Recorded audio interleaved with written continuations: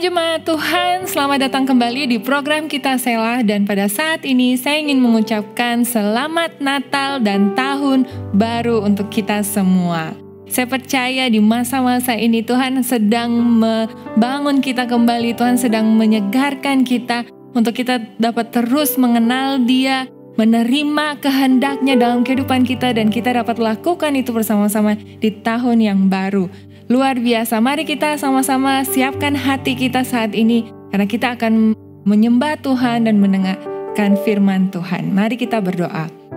Bapa, kami bersyukur Tuhan untuk waktu ini. Kami bersyukur karena kami boleh merayakan Tuhan, kelahiran-Mu Tuhan. Terima kasih Tuhan, dan kami tahu Tuhan bahwa sampai saat ini ketika kami ada di waktu ini Tuhan, itu semua karena anugerah-Mu, semua karena penyertaan-Mu yang sempurna Tuhan. Terima kasih Tuhan, biar pada saat ini ketika kami merenungkan firman-Mu Tuhan, kami datang untuk disegarkan Tuhan. Kami boleh mengalami Engkau Tuhan, kami boleh mengalami perjumpaan dengan Engkau dan mengerti apa yang Engkau kehendaki untuk setiap kami. Terima kasih Tuhan, kami mengucap syukur di dalam nama Tuhan Yesus kami berdoa. Amin.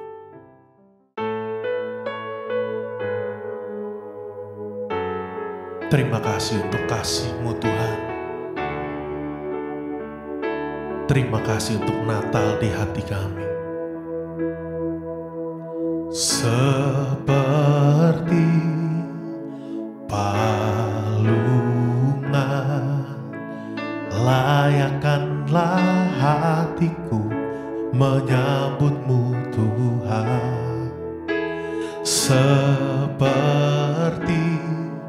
emas kemenyandanmu, biar hidupku berkenan padamu. Seperti palungan, layakkanlah hatiku menyambut-Mu Tuhan. Seperti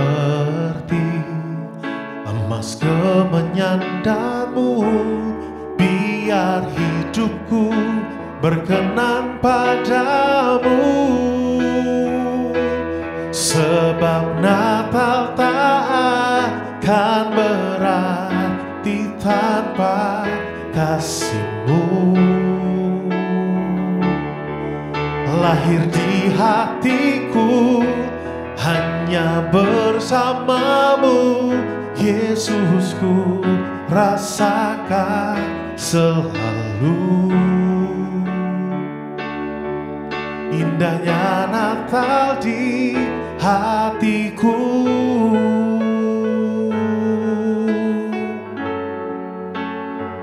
Oh,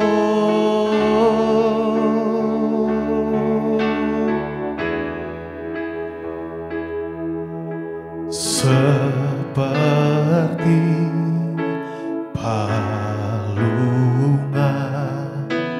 layakkanlah hatiku menyambut-Mu Tuhan. Seperti emas kemenyandanmu, biar hidupku berkenan padamu. Sebab Natal tak akan berarti tanpa kasih-Mu. Lahir di hatiku hanya bersama-Mu, Yesusku rasakan selalu. Indahnya Natal sebab Natal tak akan berarti tanpa kasih-Mu. Lahir di hatiku hanya bersama-Mu, Yesusku rasakan selalu. Indahnya Natal sebab Natal tak akan berarti tanpa kasih-Mu lahir di hatiku, hanya bersama-Mu Yesus ku rasakan selalu. Indahnya Natal di hatiku, indahnya Natal di hatiku, indahnya Natal di hatiku.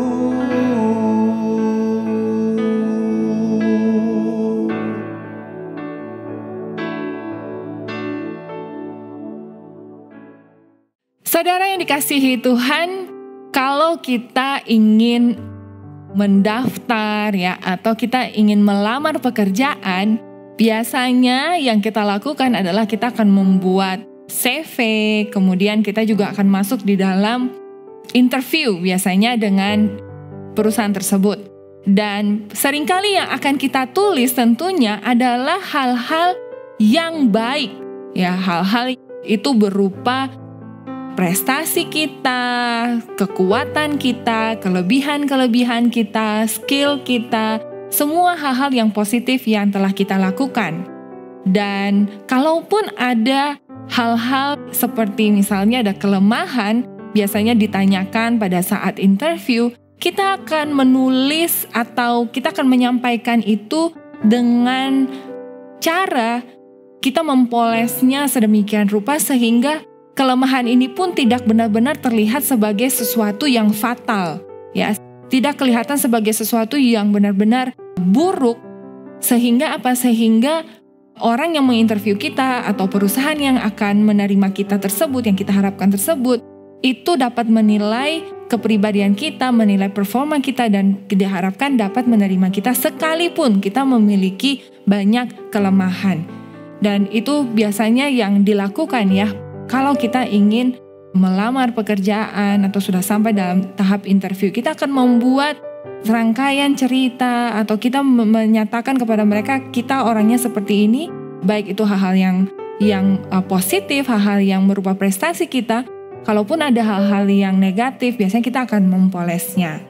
Dan tahukah saudara, pada saat kita bertanya ya, kalau kita bertanya kepada Tuhan, kira-kira orang-orang seperti apa sih kayak gitu ya, yang Tuhan itu akan pakai untuk kehendaknya. Bagaimana bila seandainya ketika Tuhan ingin menggunakan kita atau memakai hidup kita untuk menjadi alatnya, Tuhan juga melakukan serangkaian proses seperti saat kita melakukan interview atau dari kita ketika kita ingin menerima orang lain, menerima calon karyawan, kita akan melakukan banyak screening, kita akan bertanya tentang kelebihannya. Bagaimana seandainya bila Tuhan melakukan itu dalam kehidupan kita? Pernahkah kita bertanya seperti itu? Pernahkah kita berpikir seperti itu? Apa yang terjadi kalau Tuhan melihat tentang masa lalu saya? Tuhan melihat tentang kelemahan saya? Tuhan melihat tentang kekurangan-kekurangan saya? Bukan saja di masa lalu, tapi bahkan saat ini. Apakah Tuhan masih ingin memakai kehidupan kita semua? Dan saudara, saya ingin membagikan perenungan saya di Matius 1 ayat 1 sampai 17. Mari kita baca sama-sama ya. Di sini dikatakan silsilah Yesus Kristus. Inilah silsilah Yesus Kristus, anak Daud, anak Abraham. Abraham memperanakan Ishak, Ishak memperanakan Yakub. Yakub memperanakan Yehuda dan saudara-saudaranya. Yehuda memperanakan Peres dan Zerah dari Tamar. Peres memperanakan Hezron, Hezron memperanakan Ram. Ram memperanakan Aminadab.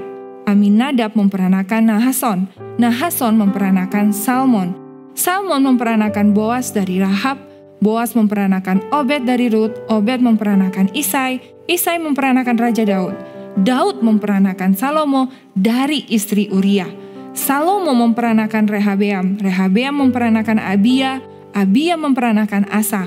Asa memperanakan Yosafat. Yosafat memperanakan Yoram. Yoram memperanakan Uzia. Uzia memperanakan Yotam. Yotam memperanakan Ahaz. Ahaz memperanakan Hizkia. Hizkia memperanakan Manasye. Manasye memperanakan Amon. Amon memperanakan Yosia. Yosia memperanakan Yekonia dan saudara-saudaranya pada waktu pembuangan ke Babel. Sesudah pembuangan ke Babel, Yekonia memperanakan Sealtiel. Sealtiel memperanakan Zerubabel. Zerubabel memperanakan Abihud.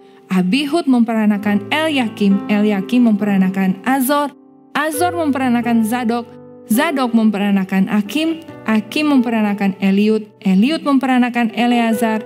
Eleazar memperanakan Matan. Matan memperanakan Yakub.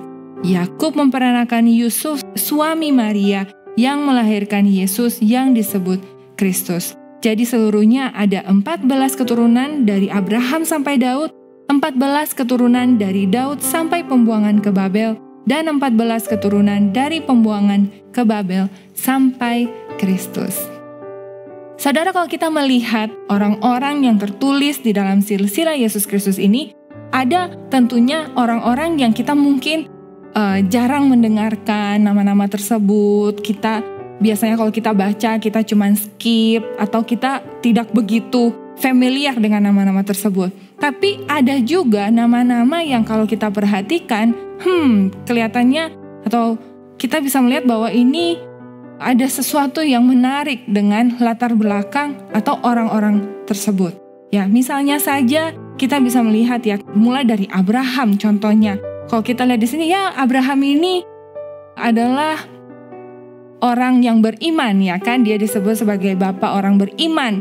Dia memiliki iman untuk percaya kepada Tuhan. Dan kalau kita telusuri lagi, kita bisa mulai melihat, wah, ada Tamar, seorang wanita yang juga dia menyamarkan dirinya sebagai seorang prostitut. Dia tentunya melakukan hal yang tidak sepantasnya. Kemudian kita juga melihat ada dikatakan bahwa Daud memperanakan Salomo dari istri Uria.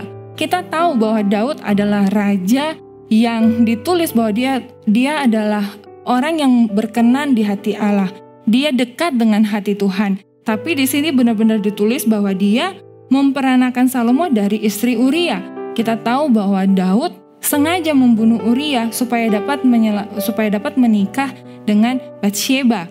Kemudian kita juga bisa melihat bahwa ada raja-raja yang kalau di Alkitab itu tertulis bahwa mereka adalah raja-raja yang jahat seperti Manasye dan Abia. Jadi di sini kita bisa melihat bahwa orang-orang atau setiap nama yang ditulis di sini memiliki karakter, memiliki background, dan tidak semuanya adalah orang-orang yang kita bisa lihat sebagai orang-orang yang perfect, yang sempurna, tapi semua dari mereka memiliki latar belakang yang tidak sempurna. Ada sesuatu yang terjadi dengan masa lalu mereka, ada sesuatu yang terjadi di dalam suatu keadaan dalam kehidupan mereka di mana mereka jatuh, di mana mereka tidak mempercayai Tuhan, di mana mereka ragu akan janji Tuhan, dan bahkan seperti Raja Manasye, dia adalah raja yang jahat di mata Tuhan, melakukan kejahatan. Namun Tuhan dengan sengaja memakai orang-orang ini untuk membawa anaknya Yesus Kristus untuk datang ke dunia. Saudara, seringkali kita melihat bahwa latar belakang kita, masa lalu kita itu sebagai hal yang membuat Tuhan sulit untuk memakai hidup kita untuk jadi berkat buat orang lain. Kita merasa bahwa Tuhan itu ketika memakai hidup kita, dia akan melakukan cek, ya, dia akan menginterview kita, dia akan melihat segala prestasi-prestasi kita, dia akan melakukan banyak hal untuk memastikan bahwa kita ini benar-benar adalah orang yang layak seperti itu, atau dia ini tidak boleh memiliki kesalahan sedetik pun, sekecil apapun seperti itu. Dan tapi kita melihat di sini bahwa ternyata Tuhan sanggup memakai orang-orang dengan masa lalu yang bahkan dipertanyakan, masa lalu yang tidak baik, masa lalu yang buat kita kok bisa ya orang-orang seperti ini, tapi Tuhan bisa pakai untuk menyatakan kemuliaan Tuhan, untuk menyatakan kebaikan Tuhan, kesetiaan Tuhan, kuasa Tuhan di dalam ketika dia membawa Tuhan Yesus lahir ke dunia melalui orang-orang ini.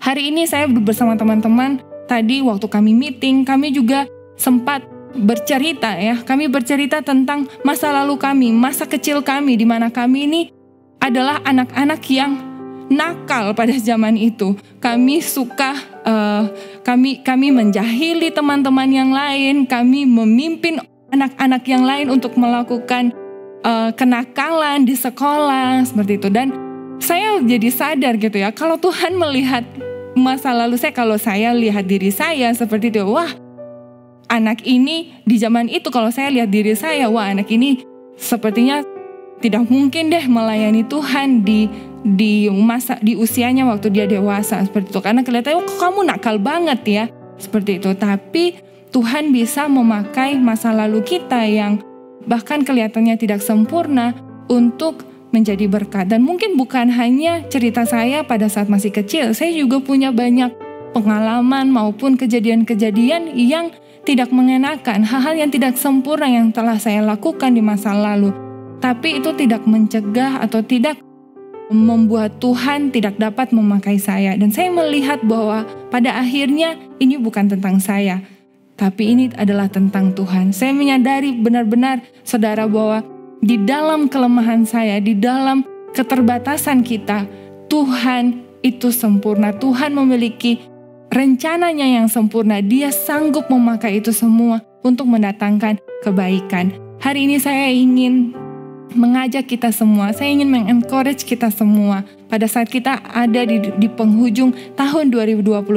Mungkin kita melihat tentang masa lalu kita sepanjang tahun ini, ada banyak kesalahan yang kita telah lakukan, ada blunder yang kita lakukan, ada banyak hal yang kita mungkin bahkan saudara tertulis di sosial media kita, tidak dapat dihapus jejak digital seperti itu. Tapi tahukah saudara, di firman Tuhan, bagaimana kita tahu bahwa Abraham pernah ragu dengan janji Tuhan? Bagaimana kita pernah tahu bahwa Daud pernah melakukan perzinahan? Bagaimana kita tahu tentang raja-raja yang jahat di mata Tuhan? Banyak hal yang negatif itu tertulis saudara di dalam firman Tuhan. Dan kita dapat melihat bahwa Tuhan tidak berusaha untuk menutupi tentang itu semua. Itu tertulis di dalam Alkitab tentang kelemahan-kelemahan orang-orang ini. Kita dapat melihat itu saat ini. Bukan seperti kalau kita interview, kita bisa buat kalimat-kalimat untuk menutupi kesalahan kita. Tetapi firman Tuhan benar-benar menunjukkan bahwa orang-orang ini memiliki kelemahan. Mereka memiliki kekurangan. Dan saya menyadari saudara, ketika kita melihat diri kita, mungkin ada hal-hal yang kita rasa tidak bisa ditutupi, ada hal-hal yang orang semuanya sudah tahu. Rasanya nama kita itu sudah sangat buruk di mata orang, bahkan sudah tidak ada harapan lagi. Tapi ketika saya merenungkan hal ini, saudara, saya percaya bahwa Tuhan kita, Allah kita adalah Allah yang berkuasa dan Dia sanggup untuk memakai hidup kita. Saya berdoa biar ini menjadi kekuatan buat kita, menjadi sebuah pengharapan lagi untuk melihat tahun depan, tahun yang baru yang penuh dengan pengharapan bahwa Tuhan sanggup memakai kehidupan kita. Sekalipun kita punya banyak kelemahan, sekalipun banyak hal yang mungkin tidak dapat lagi kita ubah di tahun 2022. Mungkin itu hanya menjadi sejarah, mungkin itu hanya menjadi sebuah catatan. Tetapi di dalam Tuhan saudara, kita ada harapan baru. Bahwa Tuhan akan memakai hidup kita untuk cerita-cerita yang baru, untuk kejadian-kejadian yang luar biasa di dalam Tuhan. Karena Dia adalah Allah yang perkasa, Dia adalah Allah yang penuh kuasa, dan Dia sanggup untuk memakai kehidupan kita untuk kemuliaan Tuhan. Agar orang melihat bahwa di dalam kelemahan kita, Dia yang kuat, Dia yang setia, Dia yang baik, dan semua kemuliaan hanya untuk nama Tuhan. Mari kita berdoa. Bapa, kami bersyukur Tuhan untuk hari ini kalau kami boleh diingatkan kembali. Ada banyak hal Tuhan, kelemahan-kelemahan kami, masa lalu kami yang mungkin tidak dapat kami ubah Tuhan. Mungkin tidak dapat kami perbaiki Tuhan. Mungkin itu telah menjadi bahkan trademark untuk kami. Sebuah label untuk kami bahwa kami gagal, bahwa kami kurang ini, kurang itu. Kami telah melakukan kesalahan ini dan kesalahan itu. Tapi satu hal yang kami percaya Tuhan, bahwa Engkau adalah Allah yang penuh kasih. Engkau telah menerima kami dan telah menebus kami Tuhan. Dan Engkau telah memberikan kami hidup yang baru. Engkau memberikan kami masa depan yang baru Tuhan. Dan kami datang Tuhan menyerahkan segala kelemahan kami, segala background kami, segala masa lalu kami Tuhan. Segala yang telah terjadi sepanjang tahun ini Tuhan. Kami mau serahkan itu ke dalam tangan-Mu Tuhan. Karena kami tahu bahwa Engkau adalah Allah yang turut bekerja untuk mendatangkan kebaikan. Bahkan Engkau akan memberikan hal yang baru Tuhan untuk kami. Engkau akan bekerja di dalam kehidupan kami Tuhan dengan cara yang baru. Terima kasih Tuhan, terima kasih. Kami percaya Tuhan di waktu-waktu ini ketika kami mempersiapkan diri kami Tuhan untuk masuk ke tahun yang baru. Untuk kami mengalami hal-hal yang baru di dalam Engkau Tuhan. Biar Engkau sendiri Tuhan yang berbicara untuk setiap kami. Agar kami Tuhan boleh menyadari bahwa segala sesuatu yang kami terima sampai saat ini, segala sesuatu yang kami telah lalui Tuhan, itu semua karena anugerah Tuhan. Dan oleh anugerah-Mu Tuhan, Engkau yang akan memampukan kami untuk menjalani tahun depan Tuhan dengan penuh kemenangan bersama-sama dengan Engkau. Agar orang melihat Tuhan bahwa di dalam kami, di dalam kelemahan kami, Engkaulah yang kuat, Engkaulah yang penuh kuasa, Engkaulah yang dahsyat Tuhan. Terima kasih Tuhan, kami bersyukur hanya di dalam nama Tuhan Yesus kami berdoa. Amin.